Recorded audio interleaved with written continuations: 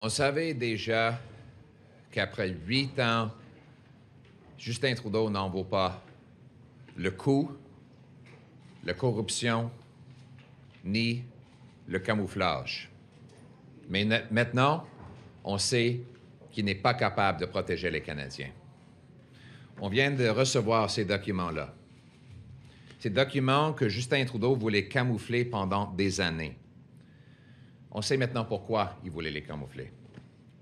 Le document montre que dans le laboratoire du gouvernement Trudeau, qui est responsable pour gérer et étudier des virus et pathogènes les plus dangereux, l'une des responsables pour le programme collaborait avec l'armée chinoise et spécifiquement les responsables de l'armée chinoise pour le bioterrorisme. Voici les constats que nous venons de recevoir. Regardez. Le scientifique du laboratoire de Winnipeg, Dr. Chu, qui dirigeait l'unité des pathogènes spéciaux, selon les documents à page 242, représente un danger très grave et crédible pour le gouvernement du Canada dans son ensemble, et en particulier dans les installations considérées comme hautement sécurisées, en raison du potentiel de vol de matières dangereuses qui attirent des terroristes et les entités étrangères qui font de l'espionnage pour s'infiltrer et nuire à la sécurité économique du Canada. Fin de citation. À la page 239, il est indiqué, et je cite, « Les enquêteurs estiment que Dr. Chu a communiqué avec des entités étrangères durant des voyages en Chine.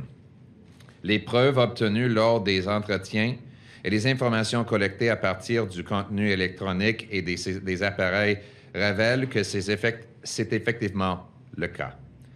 En tant qu'expert en la matière ayant accès à des informations sensibles et à des matières dangereuses, Dr. Chu représente une menace réaliste et crédible pour la sécurité économique du Canada en organisant des réunions répétées et clandestines avec des entités étrangères. » Fin de citation. Dr. Chu, et je répète, c'était le responsable du gouvernement Trudeau pour des virus et des pathogènes dans son laboratoire le plus sécurisé, a mené des recherches conjointes avec le Major général Chen Wang de l'Armée populaire de libération de Pékin, qui, selon les documents à la page 236, est considéré, et je cite, considéré comme le meilleur virologue de l'Académie des sciences médicales militaires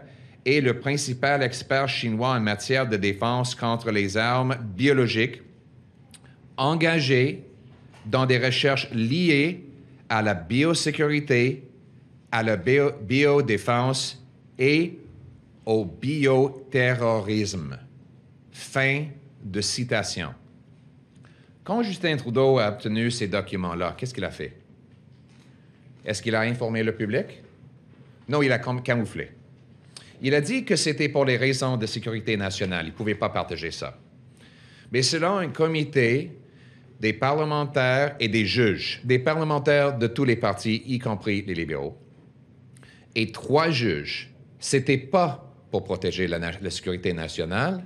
Le camouflage, c'était pour protéger la carrière politique de Justin Trudeau en évitant l'embarras.